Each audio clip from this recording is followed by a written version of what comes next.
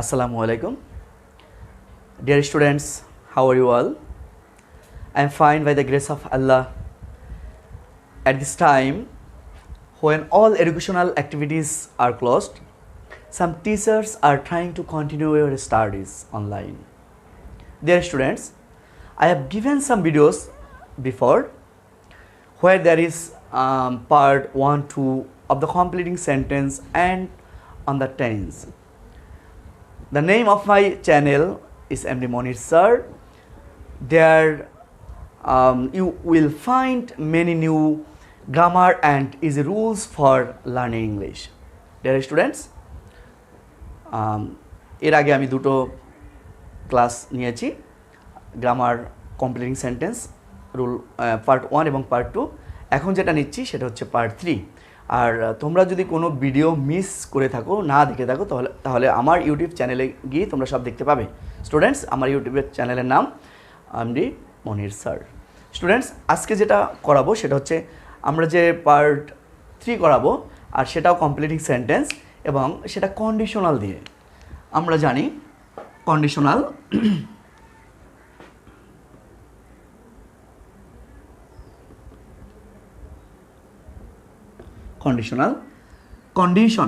Condition থেকে conditional. Condition মানে শর্ত, কন্ডিশনাল শর্তাধীন। আর যখনই আমরা কন্ডিশনাল পাবো তো 3টা কন্ডিশনাল দিয়ে আমরা কমপ্লিটিং করব। একটা হচ্ছে ফার্স্ট, একটা হচ্ছে সেকেন্ড, একটা হচ্ছে থার্ড। স্টুডেন্টস, আমরা 3 ধরনের কন্ডিশনাল পেয়েছি, সেটা একটা হচ্ছে ফার্স্ট, একটা সেকেন্ড, একটা থার্ড। স্টুডেন্টস, আমি এখন প্রথম যে কন্ডিশনাল সেটা করাবো ফার্স্ট কন্ডিশনাল। আচ্ছা, ফার্স্ট কন্ডিশনালটা হচ্ছে এই ধরনের সেন্টেন্স, অবশ্যই কন্ডিশনাল মানেই হচ্ছে শর্তাধীন, অর্থাৎ ইফ যুক্ত থাকবে। এখানে ইফ যুক্ত দিয়ে বাক্যটি থাকবে। দেখাচ্ছি তোমাদের। যেমন ফার্স্ট কন্ডিশনাল আমরা ইফ থাকবে, একটা সাবজেক্ট থাকবে, B1 ভার্বের present form plus object. Students, এটাকে বলে ফার্স্ট কন্ডিশনাল। এটা হচ্ছে ফার্স্ট কন্ডিশনাল। এটা স্ট্রাকচার। তোমরা পরবর্তী যে উত্তরটা আমরা করব সেটা হচ্ছে একটা সাবজেক্ট দেব, এখানে আমরা প্লাস দিয়ে দেই, সাবজেক্ট প্লাস এখানে আসবে শ্যাল হতে পারে, অথবা উইল হতে পারে, অথবা মে হতে পারে, অথবা ক্যান হতে পারে। এরপরে যেটা দেবো সেটা হচ্ছে B1 প্লাস অবজেক্ট।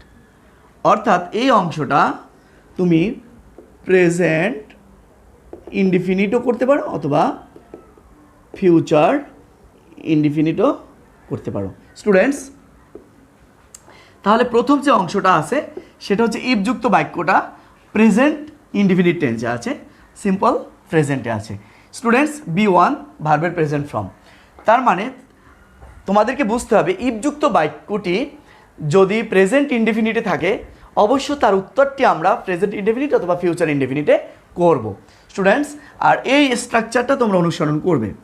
আমি একটা এক্সাম্পল যাই।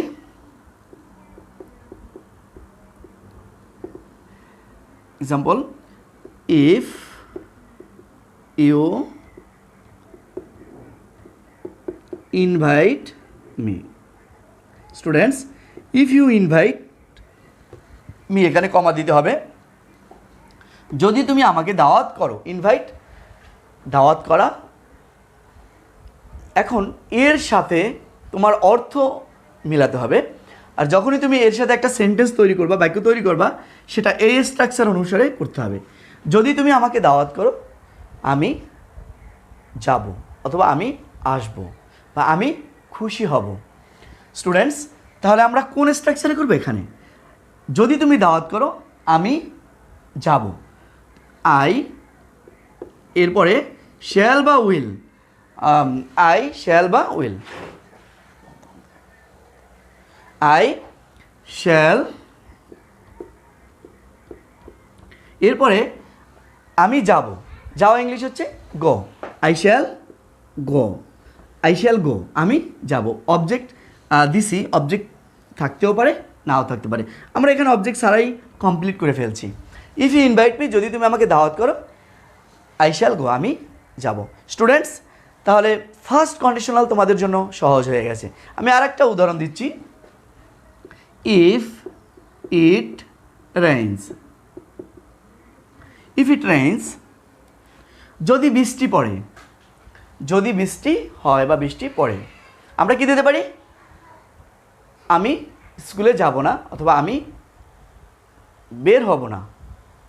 তো যাই আমরা করব, যাই করব এখানে, সেটা হচ্ছে ফিউচার ইনডিফিনিট টেন্স অথবা প্রেজেন্ট ইনডিফিনিট টেন্স।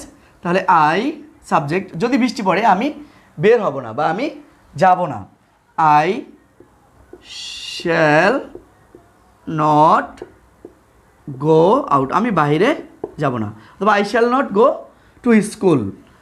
স্টুডেন্টস, তাহলে তোমরা ফার্স্ট কন্ডিশনাল বুঝছো। আরেকটা উদাহরণ দিচ্ছি। ইফ ইউ কাম, যদি তুমি আসো আমি যাব বা আমি খুশি হব, I shall be happy. Students, তাহলে আমাদের ফার্স্ট কন্ডিশনাল করা শেষ, এবং তোমরা আশা করি এটা বুঝছো। যদি এখানে তোমার এই অংশটাও আসতে পারে, তাহলে তুমি এখানে যদি দেখো সাবজেক্ট শ্যাল উইল অথবা ভার্বের present form, subject shall will ভার্বের প্রেজেন্ট ফর্ম, তাহলে তুমি ওটা ফার্স্ট কন্ডিশনাল নিয়ে উত্তর করবা, হয়ে যাবে। আবার এখানেও এরকম যদি দেখো ফার্স্ট কন্ডিশনাল নিয়ে উত্তর করলে হয়ে যাবে, এখানে আর কোনো চিন্তা তোমার করতে হবে না। স্টুডেন্টস, এখন আমরা সেকেন্ড কন্ডিশনালে চলে যাব।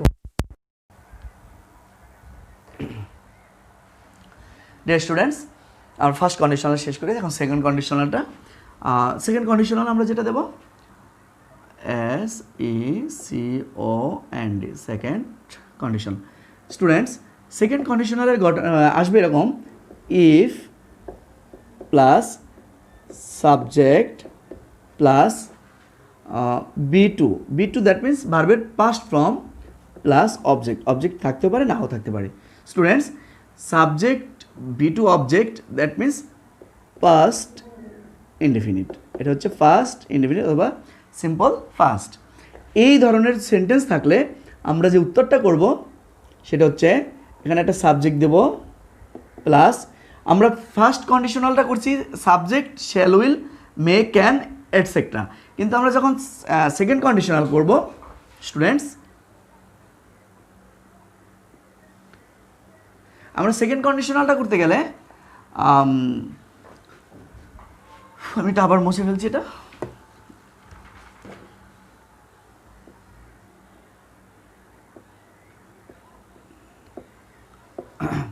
আমরা সাবজেক্টের পর একটা উড আনবো, উড প্লাস উড অথবা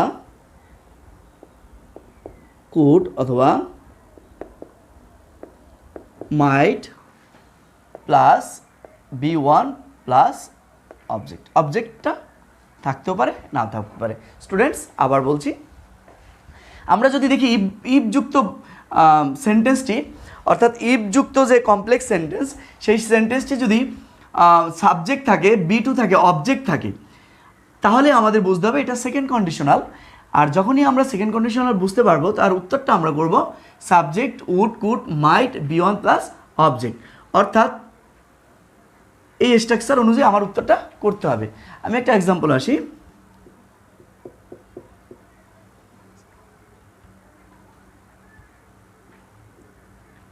স্টুডেন্টস, যদি বলতাম if you came, students, if you came, আমরা ফার্স্ট কন্ডিশনালে যেটা করছিলাম সেটা হচ্ছে ইফ ইউ কাম প্রেজেন্ট, আর এটা হচ্ছে if you came past. Students, second conditional মানে হচ্ছে প্রথম অংশ পাস্ট থাকবে, দ্বিতীয় অংশ যেটা করব সেটা হচ্ছে এই স্ট্রাকচার আমরা ব্যবহার করব, অর্থাৎ যদি তুমি আসতে, তাহলে আমি যেতাম, I would go. I would go, তুমি একটা অবজেক্ট দিতে পারো, আই উড গো, আমি সেখানে যেতাম। স্টুডেন্টস, তার মানে ফার্স্ট কন্ডিশনালে প্রেজেন্ট ছিল, এটা আমরা শ্যাল উইল করেছি। সেকেন্ড কন্ডিশনালে এটা পাস্ট, সেজন্য আমরা এটা ফিউচার ইন দ্য পাস্ট করেছি, অর্থাৎ উড। আরেকটা আমরা উদাহরণ দিচ্ছি, if I had a typewriter, যদি আমার একটা টাইপরাইটার থাকতো, টাইপ করার মেশিন থাকতো।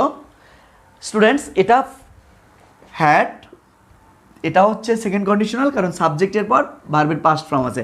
হাই স্টুডেন্টস, অনেকে প্রথমে ধরে নেয় যে স্টুডেন্টগুলো আসলে স্ট্রাকচার ভালো জানে না টেন্সের, তারা ভাবে যে হ্যাড এটা তো অবশ্য পারফেক্ট টেন্স, পাস্ট পারফেক্ট। কিন্তু হ্যাঁ, মনে রাখবে হ্যাডের পর যদি হ্যাড এর পরে যদি B3 থাকে, তাহলে আমরা ওটা পাস্ট পারফেক্ট টেন্সের গঠন হিসেবে ধরে নেব। কিন্তু যদি হ্যাডটাই ভার্ব হিসেবে, অর্থাৎ মূল ভার্ব হিসেবে থাকে, তাহলে সেটা পাস্ট ফর্মে ধরতে হবে, পাস্ট ফর্ম নিতে হবে, এটা পাস্ট ফর্ম। অনেক সময় দেখা যাচ্ছে অক্সিলারি ভার্ব মূল ভার্বেরও কাজ করে, সেটা তোমাকে বুঝতে হবে। যেমন একটা উদাহরণ আমি দিচ্ছি, যদি বলা হয় যে he has done the work. Students, এখানে সে কাজটি করেছে, যদি হতো he had done the work, সে কাজটি করেছিল। স্টুডেন্টস, এই এই এই সেন্টেন্সটি দেখো, অক্সিলারি ভার্ব হ্যাজ হ্যাড, এরপরে B3 আছে, অবশ্যই এটা একটা প্রেজেন্ট পারফেক্ট টেন্স, এটা প্রেজেন্ট পারফেক্ট, এটা পাস্ট পারফেক্ট। স্টুডেন্টস, অক্সিলারি মূল ভার্বের পূর্বেই অক্সিলারি ভার্ব থাকে, সাহায্যকারী ভার্ব থাকে। আর যদি হ্যাভ হ্যাজ হ্যাড থাকে, এরপর পরে ভার্বের পাস্ট পার্টিসিপল থাকে, অবশ্যই এটা পারফেক্ট টেন্সে ধরে নেব। স্টুডেন্টস, কিন্তু এখানে ভার্বের অন্য কোনো ফর্ম নাই, সো এটাই মূল ফর্ম, এটাই হচ্ছে ভার্বের মূল ভার্ব। যেমন যদি বলতাম হি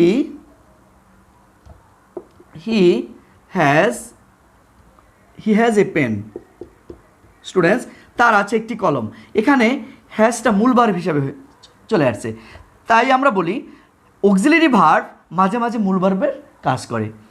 আর তোমাকে চিনতে হবে অক্সিলারি ভার্বের পর কোনো মূল ভার্ব আছে কিনা, অর্থাৎ am is are, was were, have has had, shall will, এরপরে যদি কোনো মূল ভার্ব না থাকে, তাহলে এগুলোই আমরা মূল ভার্ব হিসেবে ধরে নেব।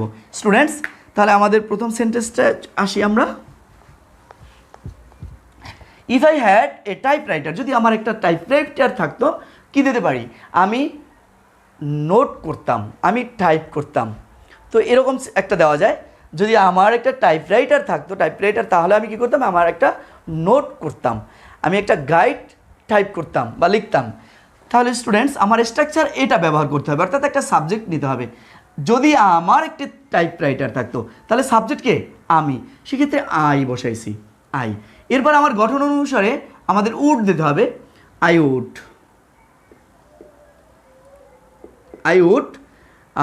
কি দিতে পারি, আই উড। এরপর ভার্বের present form, I would type a notes. Students,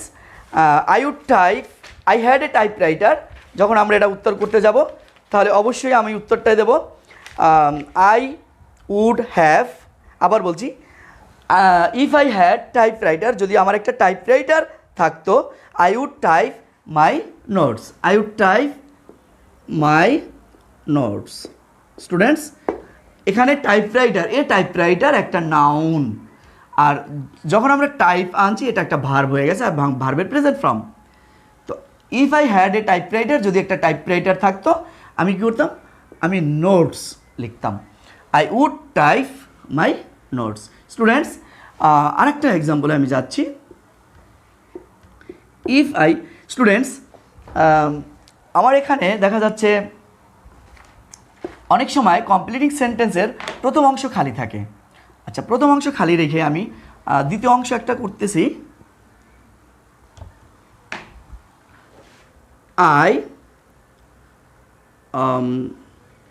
অথবা হি দিয়ে দিই, অনেকগুলোই আই দিয়ে দিছি। হি উড অথবা হি কুড, যা দিই আমরা he could, he could help the poor. Students, help the poor. Students, he could help the poor, সে গরিবদের সাহায্য করত, সে গরিবদের সাহায্য করত। তাহলে সাবজেক্ট আছে, কুড আছে, হেল্প আছে। যদি subject can, could, might, would থাকে, এরপর ভার্বের প্রেজেন্ট ফর্ম থাকে, তোমরা ওটাকে সেকেন্ড কন্ডিশনালের রুলে নিয়ে যাবা। সেকেন্ড কন্ডিশনালের রুলে নিতে গেলে আমাদের কি আসবে? ইফ আসবে, সাবজেক্ট আসবে, ভার্বের পাস্ট ফর্ম আসবে। তাহলে কি দিতে পারি? ইফ হি, যেহেতু he subject, if he would, if he, তাহলে এখানে দিতে পারি কি? If he had a lot of money.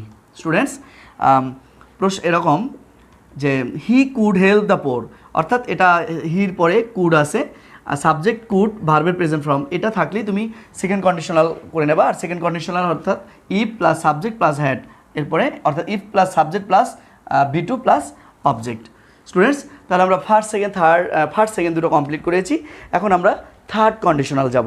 Students, first conditional যদি তুমি ভালোভাবে বুঝে থাকো, সেকেন্ড কন্ডিশনাল তোমার জন্য ইজি হয়ে গেছে, এবং থার্ড কন্ডিশনালও তোমার আরও ইজি হয়ে যাবে। স্টুডেন্টস, আরেকটা কথা মনে রাখবে যে ইফ যুক্ত কোনো সেন্টেন্স যদি তুমি পরীক্ষার খাতায় দেখে থাকো, অর্থাৎ কমপ্লিটিং সেন্টেন্সে, অবশ্যই তুমি এই কন্ডিশনালের নিয়ম উত্তরটা করে ফেলবে। স্টুডেন্টস, আমরা এখন 3 নম্বর কন্ডিশনালটায় যাচ্ছি, third conditional.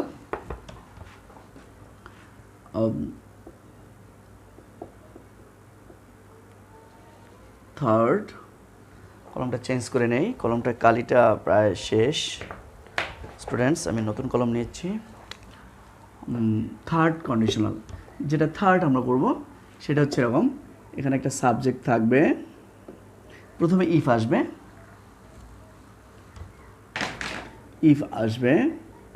Plus subject plus had plus বি3 প্লাস অবজেক্ট।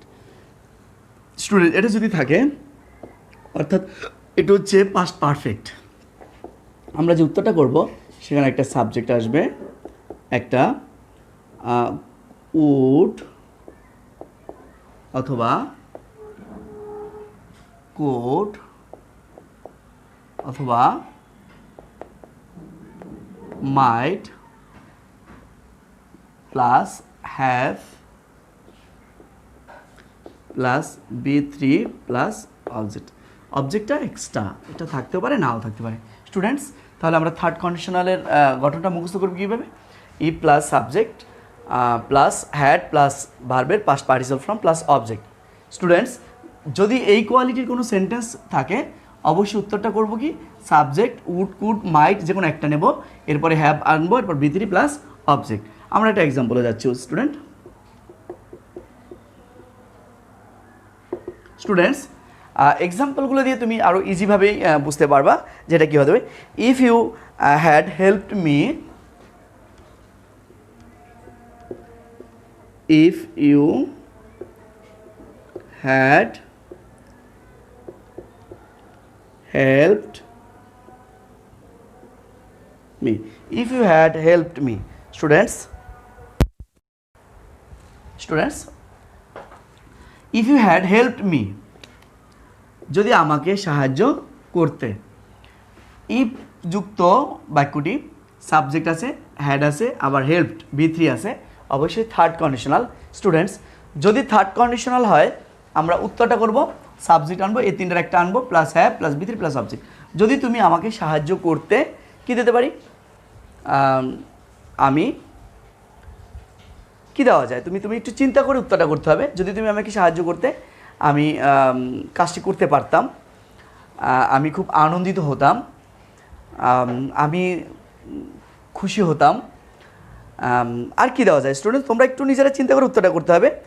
যদি তুমি আমাকে সাহায্য করতে, আমি পুরস্কারটি পেতে পারতাম। তাহলে আমি এখানে দিতে পারি কি আই, তুমি যেহেতু তুমি যদি সাহায্য করতে আমি হেল্প পেতাম, I would have got the prize, I would have got the prize, আমি পুরস্কারটি পেতাম যদি তুমি আমাকে সাহায্য করতে। স্টুডেন্টস, তাহলে তোমরা সহজভাবে এটার স্ট্রাকচারটা বুঝছো। আমি এখন আরেকটা উদাহরণ দিচ্ছি, দ্বিতীয় উদাহরণটা। এটা dash you could have caught the train. আমি প্রথমে ড্যাশ দেব, তারপরে you could have caught the train, you could have caught the train. Students, তাহলে কি দিতে পারি? you could have caught the train, তুমি ট্রেনটি ধরতে পারতে যদি তুমি ঠিক সময় পৌঁছাতে, অথবা যদি তুমি তাড়াতাড়ি সেখানে যেতে। তাহলে আমরা এখানে কি দিতে পারি? if you had started earlier,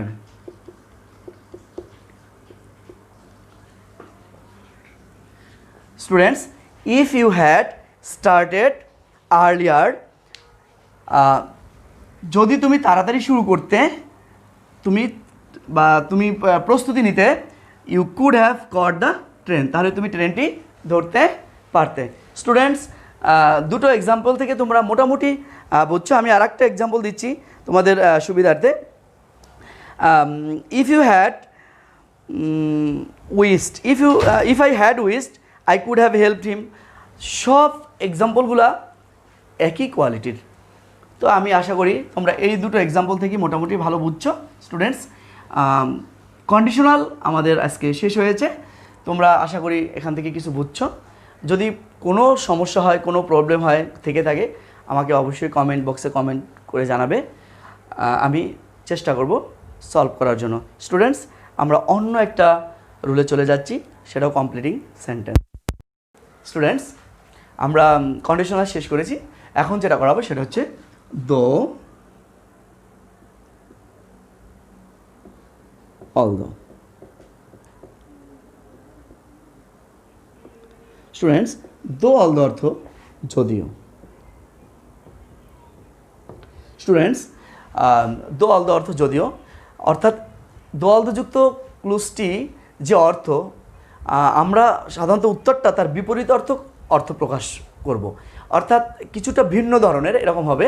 একটা উদাহরণ দিলে তোমরা বুঝতে পারবা। আর এই দো অলদোযুক্ত বাক্যটি বা ক্লুজটি যে টেন্সে থাকবে, ঠিক তার উত্তরটাও একই টেন্সে করতে হবে।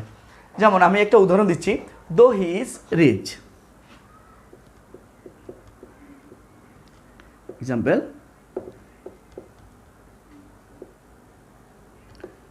দো হি ইজ রিচ, দো হি ইজ রিচ, যদিও সে ধনী।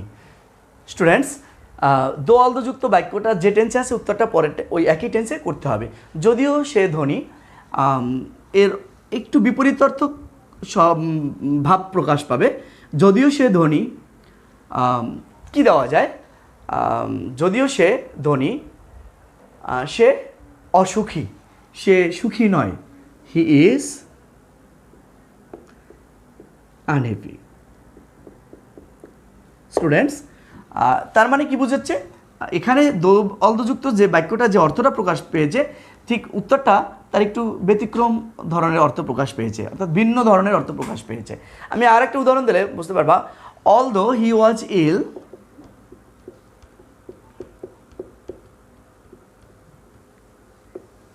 অলদো হি ওয়াজ ইল, এখানে বোঝাচ্ছে এটা পাস্ট ফর্ম। যদিও সে অসুস্থ ছিল। স্টুডেন্টস, যদিও সে অসুস্থ ছিল, এইখানে যে শব্দটা মানে যে বাংলাটা পেয়েছি, চেষ্টা করো তার একটু বিপরীত ধরনের বা বিপরীতার্থক ভাব প্রকাশ করতে। স্টুডেন্টস, যদিও সে অসুস্থ ছিল, সে স্কুলে গিয়েছিল, সে কাজ করেছিল, অর্থাৎ এটা পাস্টে আছে, এটাও পাস্ট করতে হবে। তো আমরা কি দিতে পারি? He went to school. তোমরা এখানে লিখে নিতে পারো দলদযুক্ত ক্লুজটি যে টেন্সে থাকবে পরবর্তী ক্লুজটি সেই একই টেন্সে করতে হবে। অর্থাৎ আমি একটু লিখে দিচ্ছি,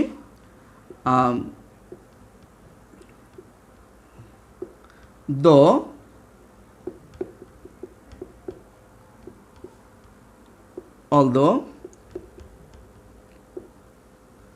ক্লুজ টি যে টেন্সে থাকে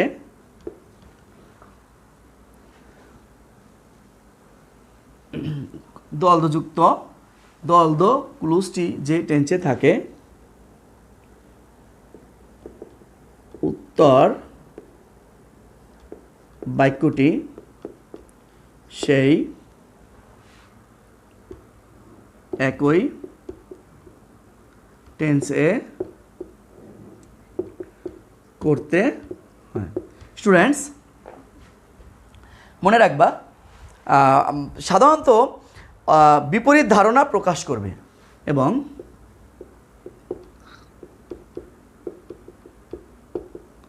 বিপরীত ধারণা প্রকাশ করবে। স্টুডেন্টস, তাহলে তোমরা এখানে মোটামুটি কিছুটাই হলেও বুঝছো। যদি আরেকটা উদাহরণ দেই তাহলে তুমি আরও একটু স্পষ্ট হয়ে যাবা। দো হি ইজ অনেস্ট, যদিও সে সৎ। দো হি ইজ পোর, যদিও সে গরিব, হি ইজ অনেস্ট, সে সৎ। স্টুডেন্টস, আশা করি অবশ্যই তোমরা দো অলদযুক্ত ধারা কমপ্লিটিং সেন্টেন্সটা বুঝতে পারছো। এখন আমরা যেটা করব সেটা হচ্ছে অ্যাজ সুন অ্যাজ। হচ্ছে as soon as. As soon as অর্থ যেই মাত্র, আমাদের উল্টো হচ্ছে as soon as. As soon as এর অর্থ হচ্ছে যেই মাত্র। স্টুডেন্টস, অ্যাজ সুন অ্যাজ যুক্ত বাক্যটি এটাও দো অলদোর মতো, অর্থাৎ এটা যে টেন্স অ্যাজ সুন অ্যাজ যুক্ত বাক্যটা যে টেন্সে থাকবে উত্তরটা সেই একই টেন্সে আমরা করব। তবে মনে রাখবে অ্যাজ সুন অ্যাজ অর্থ যেই মাত্র, এবং অ্যাজ সুন অ্যাজ দিয়ে ক্লুজটি একটি ক্রিয়া বোঝালে প্রিন্সিপাল ক্লুজ দিয়ে তার প্রতিক্রিয়া বোঝায়। অ্যাজ সুন অ্যাজ যুক্ত ক্লুজে যে টেন্স থাকে প্রিন্সিপাল ক্লুজ ও তাই সেই একই টেন্সে করতে হয়। অ্যাজ সুন অ্যাজ যুক্ত ক্লুজটিতে সেন্টেন্সের শুরুতে বা শেষে থাকতে পারে। শুরুতে থাকলে ক্লুজটির শেষে কমা বসাতে হবে। স্টুডেন্টস, আমি আবার বলছি, অ্যাজ সুন অ্যাজ যুক্ত ক্লুজটি শেষে বা প্রথমে থাকতে পারে, তবে ক্লুজটি প্রথমে থাকলে অবশ্যই এর শেষে কমা বসাতে হবে। আমি এক্সাম্পল দিয়ে তোমাদেরকে বোঝাচ্ছি যে as soon as he saw the police,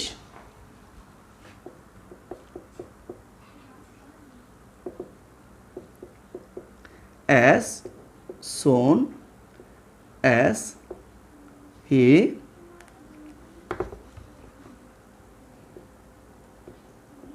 saw the police. Students, as soon as যেহেতু আমরা এখানে কম বসাবো, উত্তরটা করে দেই।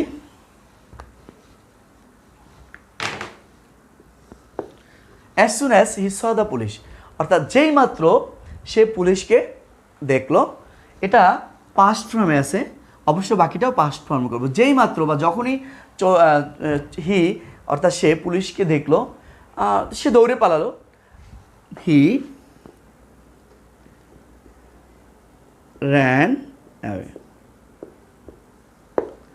অথবা আরেকটা দিতে পারি, as soon as the teacher entered the classroom, যখনই শিক্ষক শ্রেণীকক্ষে প্রবেশ করলো। আমরা উত্তরটা দিতে পারি, as soon as the teacher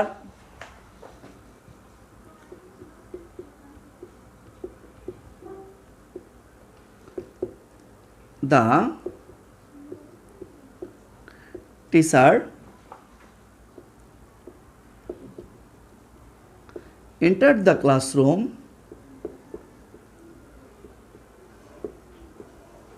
কমা যখনই যেইমাত্র শিক্ষক শ্রেণীকক্ষে প্রবেশ করলো তাহলে দিতে পারি কি দ্য স্টুডেন্টস স্টুড আপ, এটা পাস্ট আছে, এটা পাস্ট করব। দ্য